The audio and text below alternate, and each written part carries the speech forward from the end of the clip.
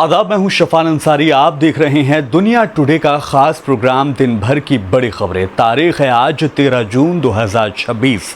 मुल्क और दुनिया की तमाम बड़ी और सनसनीखेज खबरों पर तफसील से इस बुलेटिन में होगी बात, लेकिन सबसे पहले शुरुआत हेडलाइंस के साथ। ईरान के मशहद में सुपुर्द खाक होंगे खामनेई। तेहरान से तारीख का भी हुआ ऐलान। टीएमसी के बाद उद्धव ग्रुप को लगा झटका। शिंदे की शिवसेना में जा सकते हैं यूबीटी के कई सांसद। असम प्लेन क्रैश में नौजवान शहीद मामले की जांच के हुक्म हुए जारी। अभिषेक बनर्जी के घर बंगाल पुलिस का बड़ा छापा, ताला तोड़कर अंदर दाखिल हुई पुलिस। और अरुणाचल प्रदेश की 15 मस्जिदों पर लगा ताला, जांच के नाम पर मुस्लिम्स को परेशान करने का इल्जाम। तमाम हेडलाइंस के बाद अब खबरें तफसील से। सबसे पहले बात अली खामनेई की जाएगी। इजराइल और अमेरिकी हमलों में शहादत के 100 दिन से ज्यादा दिनों के बाद अब ईरान ने साबिक सुप्रीम लीडर अली खामनेई की आखिरी रसूमात का बाकायदा ऐलान कर दिया है। सरकारी मीडिया ने हफ्ते के रोज ये बताया है कि जनाजे के जुलूसों का आगाज 4 जुलाई को तेहरान से होगा और 9 जुलाई को शुमाल मशरकी शहर मशहद में उन्हें दफन किया जाएगा। ईरानी सरकारी मीडिया के मुताबिक इस जनाजे में तकरीबन 2 करोड़ लोगों के शामिल होने की उम्मीद है। उनके काम को शाया करने वाले दफ्तर के एक बयान के मुताबिक खामनेई और उनके अहले खाना के लिए करीब 4 जुलाई से 9 जुलाई तक तेहरान, कुम और मशहद में मुनाकिद की जाएगी। आयतुल्लाह सैयद अली खामनेई को हतमी तौर पर मशहद शहर में वाक़े इमाम रज़ा अलैहिस्सलाम के मुक़द्दस रोज़े में सुपुर्द खाक किया जाएगा। यहाँ बहुत बड़ी तादाद में गैर मुल्की ज़ायरीन के आने की भी उम्मीद है। ख़ास तौर पर पाकिस्तान हो गया, अफ़गानिस्तान हो गया, हिंदुस्तान हो गया, बांग्लादेश हो गया और ख़ित्ता कश्मीर से बड़ी तादाद में लोग यहाँ पर पहुँच सकते हैं।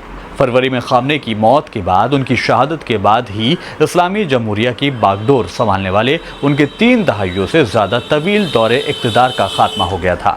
28 फरवरी साल 2026 को जब खामनेई का इंतकाल हुआ तब उनकी उम्र 86 बरस थी। उनकी मौत के बाद उनके बेटे आयतुल्लाह अली मुस्तफा खामनेई को उनका जानशीन मुंतखब किया गया है। इधर पश्चिम बंगाल की पूर्व सीएम ममता बनर्जी की पार्टी में फूट पड़ गई है। बंगाल में विधायकों के बाद दिल्ली में सांसदों ने भी टीएमसी चीफ से बगावत की है। टीएमसी के बागी गुट का यह दावा है कि 19 सांसदों ने बीजेपी की क़यादत वाली एनडीए सरकार की हिमायत की और उनके दस्तखत भी हासिल कर लिए हैं। इस तरह से सत्ताधारी गठबंधन अपने विधायी एजेंडे को आगे बढ़ाने के लिए अपोजिशन खेमे की दीगर पार्टियों की हिमायत जुटाकर लोकसभा में 2/3 बहुमत के आंकड़े के करीब पहुंचने की कोशिश में लगा हुआ है।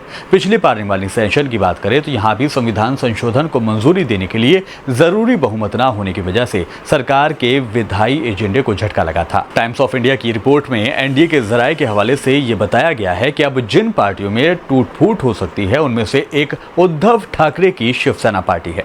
महाराष्ट्र विधानसभा चुनावों में अलायंस की जबरदस्त जीत के वक्त से ही इसकी चर्चा हो रही थी, लेकिन अब इसे और ज्यादा दम मिलना शुरू हो गया है। उद्धव ठाकरे की पार्टी के लोकसभा में 9 सांसद मौजूदा वक्त में हैं। दल बदल विरोधी कानून के तहत अपनी रुकनियत बचाने के लिए इनमें से 6 सांसदों को किसी दूसरी पार्टी में विलय करना होगा और इसके लिए डिप्टी सीएम एकनाथ शिंदे की अगुवाई वाली शिवसेना सबसे ज्यादा मुमकिन तौर पर बेहतर ऑप्शन मानी जा रही है। अपने जमीनी नेटवर्क और लोगों तक पहुंच की वजह से शिंदे राज्य के ज्यादातर हिस्सों में विरोधी गुट को हटाने और उसके ज्यादातर बड़े नेताओं को अपने पाले में करने में कामयाब रहे हैं, जबकि उद्धव का असर काफी हद तक मुंबई तक ही लिमिटेड रह गया है। नीट पेपर लीक मामले के बाद अब कांग्रेस ने इसके खिलाफ देशव्यापी आंदोलन शुरू करने का ऐलान कर दिया है। इसकी शुरुआत 17 जून से राजस्थान के कोटा से की जाएगी।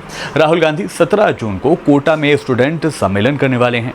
इस सम्मेलन में पेपर लीक और युवाओं से जुड़े अहम मुद्दों पर राहुल गांधी स्टूडेंट से मुखातिब होने वाले हैं। कांग्रेस के संगठन महासचिव केशव वेणुगोपाल ने देशव्यापी आंदोलन का ऐलान कर दिया है। वेणुगोपाल ने कहा है कि राहुल गांधी देश के छात्रों और युवाओं के लिए लगातार आवाज उठाने में विश्वसनीय आवाज बनकर उभर रहे हैं। कोटा के बाद उसके बाद यानी 10 जुलाई को प्रयागराज, 11 जुलाई को पटना और 14 जुलाई को दिल्ली में स्टूडेंट सम्मेलन होने जा रहा है।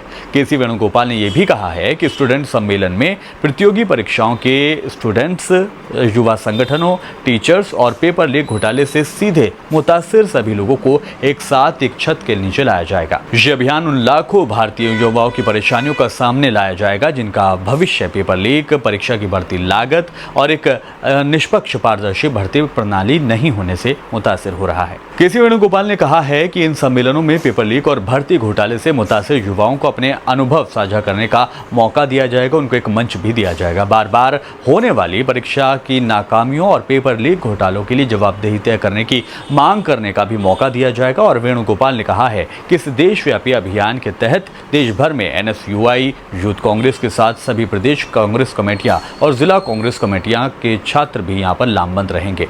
आपको ये भी बताते चलें कि यहां पर शिक्षा मंत्री का इस्तीफा भी मांगने की घोषणा की गई है, यानी एक तरह की स्ट्रेटेजी यहां पर तैयार की गई है।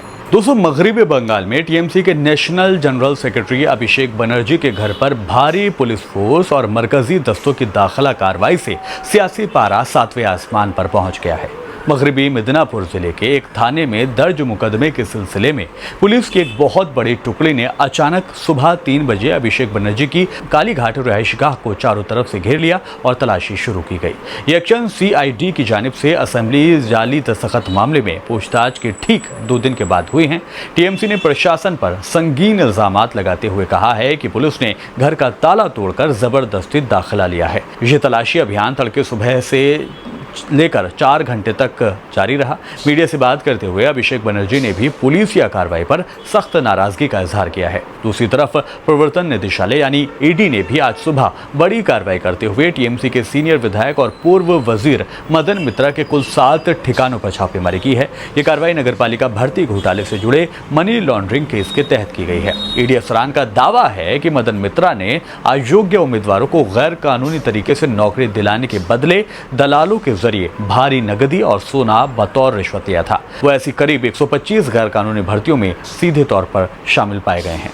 इधर असम के जोरहाट से एक बेहद अफसोसनाक और दर्दनाक खबर सामने आई है दोस्तों, जहां भारतीय वायुसेना का एक AN-32 ट्रांसपोर्टेशन एयरक्राफ्ट लैंडिंग के दरमियान हादसे का शिकार हो गया। इस हादसे में वायुसेना के 5 जाबाज जवान मौके पर ही शहीद हो गए। रक्षा मंत्री राजनाथ सिंह ने इस हादसे पर गहरे रंजो गम का इजहार करते हुए शहीदों को खराज अकीदत पेश की है। कर्तव्य की राह पर बलिदान देने वाले शहीदों में स्क्वाड्रन लीडर प्रशांत सिंह शामिल रहे, फ्लाइट लेफ्टिनेंट शुभम कुमार, इसके अलावा सार्जेंट जितेंद्र शर्मा, अग्निवीर वायु खेमाराम कुमावत और अग्निवीर वायु दानिश आलम, इन तमाम लोगों में शहादत पाने वाले नाम रहे हैं। राजनाथ सिंह ने अपने पैगाम में दोस्तों लिखा है कि इन जाबाजों ने मुल्क की खातिर अपनी जान का नजराना पेश किया है। पूरा मुल्क इनके हौसले और खिदमात को हमेशा फख्र और एहसान मंदी के तौर पर याद रखेगा। दुख की इस घड़ी में पूरा देश गमज़दा परिवारों के साथ चट्टान की तरह खड़ा है। दोस्तों, ये वाकया शनिचर की सुबह तकरीबन 10 बजे उस वक्त पेश आया जब विमान रोवरिया इलाके में स्थित एयरफोर्स स्टेशन पर उतर रहा था। शुरुआती रिपोर्ट्स के मुताबिक लैंडिंग के दौरान विमान में अचानक भयानक आग लग गई थी, जिसके बाद वो 2 टुकड़ों में बंट गया। फायर ब्रिगेड ने मौके पर पहुंचकर आग पर काबू तो पा लिया, लेकिन तब तक 5 जवान दम तोड़ चुके थे। एक्सपर्ट्स का ये कहना है कि हादसे के वक्त विजिबिलिटी 200 मीटर के आसपास थी, जो कि साफ थी, इसीलिए खराब मौसम को जिम्मेदार नहीं ठहराया जा सकता है। वायुसेना ने हादसे की असल वजह तकनीकी खराबी या फिर रख रखाव की कमी का पता लगाने के लिए कोर्ट ऑफ इंक्वायरी के अहकामात जारी कर दिए हैं। गौरतलब है कि AN-32 विमानों का भारत में लंबा इतिहास रहा है, लेकिन 1986 से अब तक इस सीरीज के विमानों के साथ 20 से भी ज्यादा हादसे पेश आ चुके हैं। भारतीय फौज की क़यादत में एक बहुत बड़ा और अहम बदलाव होने जा रहा है। मरकजी हुकूमत ने आधिकारिक तौर पर ऐलान कर दिया है कि लेफ्टिनेंट जनरल धीरज सेठ भारतीय सेना के अगले आर्मी चीफ होने वाले हैं। रक्षा के शोबे में एक बेहद लंबा और शानदार तजुर्बा रखने वाले लेफ्टिनेंट जनरल धीरज सेठ आगामी 30 जून से अपना नया ओहदा संभालेंगे। रक्षा मंत्रालय की जानिब से जारी बयान के मुताबिक राष्ट्रपति ने लेफ्टिनेंट जनरल धीरज सेठ की बतौर नए आर्मी चीफ नियुक्ति को मंजूरी दे दी है। वो जनरल के परमानेंट रैंक के साथ 30 जून 2026 को मौजूदा army chief general Upendra Dwivedi की जगह लेने वाले हैं। नए सेना चीफ का कार्यकाल 31 अगस्त 2028 तक मुकर्रर किया गया है। धीरज सेठ पुणे की मशहूर खड़कावासला नेशनल डिफेंस एकेडमी यानी NDA के छात्र रहे हैं। दिसंबर 1986 में उन्हें बख्तरबंद कोर में कमीशन मिला था। उन्होंने रेगिस्तानी इलाकों में आर्मर रेजिमेंट, वादी कश्मीर में दहशतगर्दी मुखालिफ फोर्स और सुदर्शन चक्र कोर की कमान संभाली हुई है। इसके अलावा उन्होंने दिल्ली रीजन के जनरल अफसर कमांडिंग के तौर पर कई बड़े कौमी और अंतर्राष्ट्रीय ऑपरेशंस की निगरानी भी की है। कर्नाटक के दारुल हुकूमत बेंगलुरु में साल 2008 में हुए सीरियल बम धमाकों के मामले में एक बड़ी और अफसोसनाक खबर आई है। पिछले 17 साल से जेल में विचाराधीन मुस्लिम कैदी अब्दुल कादिर की जुमे को जेल की सलाखों के पीछे मौत हो गई। कादिर की मौत ऐसे मोड़ पर हुई है जब मुकदमे की पूरी सुनवाई मुकम्मल हो चुकी थी और अदालत का आखिरी फैसला आने ही वाला था। 62 साल अब्दुल कादिर कर्नाटक के कोडागू जिले के बाशिंदे थे। उन्हें इस केस में 31 से मुलजिम के तौर पर गिरफ्तार किया गया था और तब से वो बेंगलुरु की परपन्ना अग्रहारा सेंट्रल जेल में लगातार बंद थे। अब्दुल कादिर के वकील एडवोकेट रहमान इरुक्कुर के मुताबिक कुछ महीने पहले सुप्रीम कोर्ट ने निचली अदालत को 4 महीने के अंदर फैसला सुनाने की हिदायत दी थी। सुप्रीम कोर्ट ने यह भी दावा किया था कि अगर तय वक्त पर फैसला नहीं आता तो मुलजिम को जमानत का हक मिल जाएगा। इस हुक्म के मुताबिक 16 जुलाई आखिरी तारीख थी और कादिर को पूरी उम्मीद थी कि 17 साल के लंबे इंतजार के बाद आखिरकार उन्हें इंसाफ मिल जाएगा। अब्दुल कादिर लंबे वक्त से डायबिटीज और दीगर बीमारियों से जूझ रहे थे और आखिरी दिनों में पूरी तरह व्हील चेयर पर आ गए थे। अरुणाचल प्रदेश में Arunachal Pradesh indigenous youth organisation यानी आरपीओ के नाम की एक मकामी तंजीम मुल्क की दीगर हिंदुत्ववादी जमातों की तरह वहां की मस्जिदों और मदरसों के खिलाफ लगातार विरोध प्रदर्शन कर रही है। आरपीओ ने इस सिलसिले में राज्य में बंद की अपील की थी और ये दावा करते हुए मस्जिदों को बंद करने की मांग की गई थी कि ये तमाम मस्जिदें गैर कानूनी हैं। इस एहतजाज और बंद के बाद इंतजामिया ने हरकत में आते हुए एक बड़ी कार्रवाई की और राजधानी ईटानगर में मौजूद सभी 15 मस्जिदों को सील कर दिया है। इस सख्त कार्रवाई के बाद अरुणाचल प्रदेश में भारतीय जनता पार्टी की हुकूमत को मुस्लिम तंजीमों की सख्त तनकीद का सामना करना पड़ रहा है।